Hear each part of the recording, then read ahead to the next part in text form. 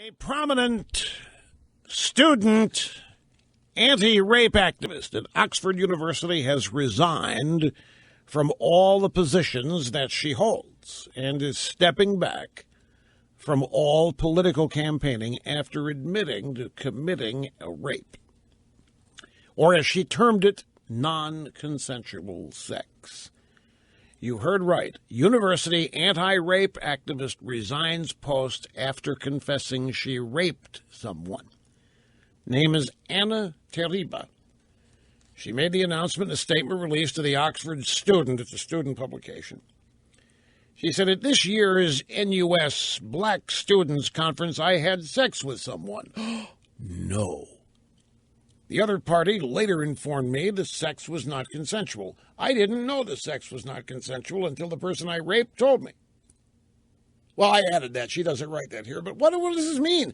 The other party later informed me the sex was not consensual. I think what it is on campus, you have to get permission. At every step, can I kiss you? Yes, I feel like, okay, fine. All right, I feel like taking your bra off. Yes, I feel like unzipping. Yes, fine. Every step of the way, you have to get consent.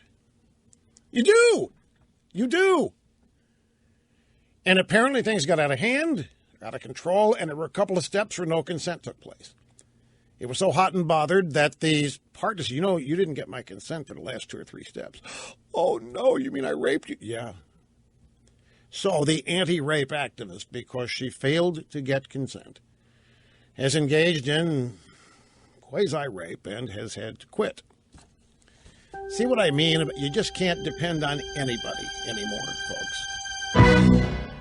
I want to go back to this anti-rape activist because she issued many statements here, and she admits to raping someone, and it looks like nothing is going to happen to her because she admitted it, because she admitted she's a fallen liberal and a fallen activist. Seems like that is punishment enough. Now, here is her statement in toto. This is Anna Teriba, University of Oxford. At this year's Black Students Conference, I had sex with someone. The other party later informed me that the sex was not consensual. Does that not sound just funny? I had sex with someone, and then later they told me it was non-consensual. Wouldn't you kind of know that? Anyway, I failed to properly establish consent before every act. I apologize sincerely and profoundly for my actions. I should have taken sufficient steps to ensure that everything I did was consensual. I should have been more attentive to the person's body language. In failing to clarify that the person consented to our entire encounter, I have caused serious, irreparable harm. In a separate incident in my first year of university, I was alerted to my inappropriate behavior whilst drunk in a club, where I had touched somebody in a sexual manner without their consent. I'm detecting a pattern here, and this woman ends up as the anti-rape activist. In a separate incident, I'm not making these are her words. In a separate incident in my first year of university, I was alerted to my inappropriate behavior whilst drunk in a club where I had touched somebody in a sexual manner without their consent. Therefore, this is not an isolated incident. I apologize sincerely and profoundly for my actions. With these incidents, I have rightly lost the trust of those who I organize with, and fully intend to work to ensure that I both put my politics into practice in my personal relations and prove to them that I am committed to transformation. As such, it would be wrong of me to accept platforms and access spaces until I have done so. So the woman admits to 2 rapes, 2 acts of unconsensual sex. Not isolated incidents. She has lost the trust of those she organizes with, and she intends to work to ensure that she puts her politics into practice in her personal relations and to prove to people that she's committed to transformation?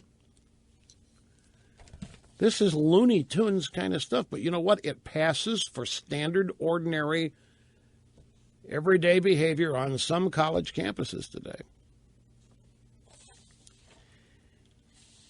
And this is what it says. After, this is from the website, I think here is a Daily Caller. Anna Tariba, whose statement I just read to you, Anna Tariba appears to have sterling credentials as an activist. She edited the journal No Heterox, which means no heterosexuals anywhere permitted. She targeted at Oxford's queer and trans communities. What is that? She was targeted at? People were aiming at her, I guess. She was a member of the Black Students Committee for the UK's National Union of Students.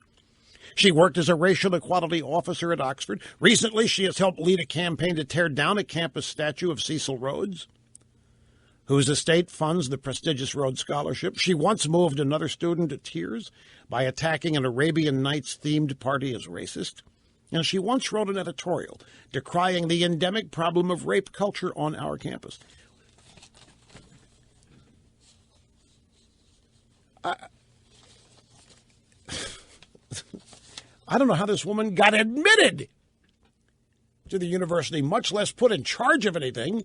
She's just a standard old leftist lesbian community activist who has been mainstreamed and redefined as what is normal. Anyway, social media lit up with the news. People were very distressed over this in both ways. Distressed that she had to resign, distressed that this had happened, distressed that she did this. And then somebody concluded, basically this woman's getting away with sexual assault because she has the right kind of activist credentials, which is the one sane comment that somebody posted here at the end of this